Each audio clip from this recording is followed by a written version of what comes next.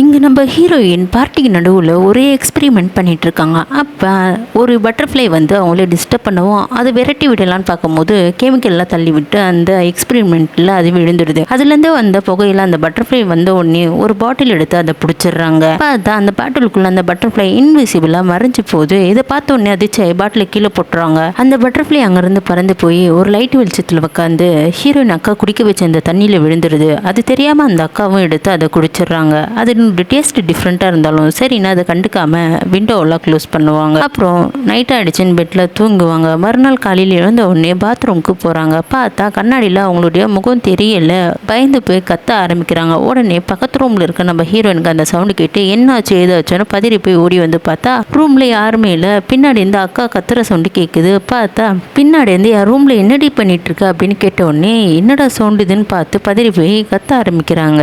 உங்களுக்கு இந்த மாதிரி கண்ணுக்கு தெரியாமல் மறைஞ்சு போகிற சக்தி கிடைச்சா என்ன பண்ணுவீங்கன்னு மறக்காம கமெண்ட் பாக்ஸில் கமெண்ட் பண்ணுங்க.